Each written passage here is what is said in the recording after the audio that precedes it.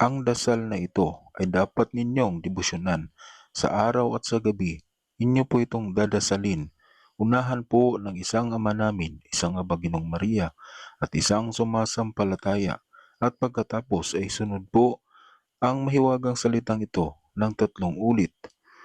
Gawin niyo po itong debosyon nang sa ganoon ay makapagpagana po kayo ng mga orasyon. Magkakaroon po ng sinag ang inyong ulo at kamay upang mapagana ninyo ang anumang orasyon na inyong gagamitin. Ito po ang mahiwagang salita.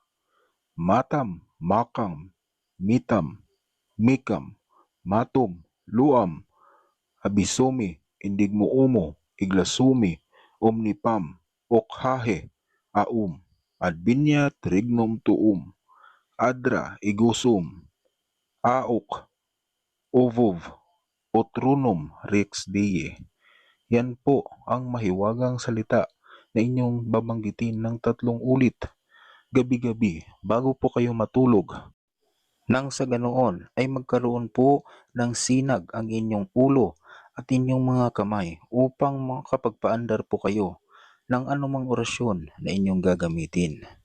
Yan po ang isa sa mga sekreto sapagkat marami po ang hindi makapagpagana ng mga orasyon. Ito po ang kulang sa inyo. Ingatan niyo po ang karunungang ito sapagkat ito po ay sagrado at huwag pong gamitin sa kasamaan.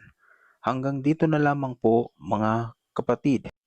God bless at sana po ay mag-ingat po kayo palagi. Hihingi po ako ng pabor. Mag-iwan po kayo ng like and share sa video. Salamat po. God bless ulit.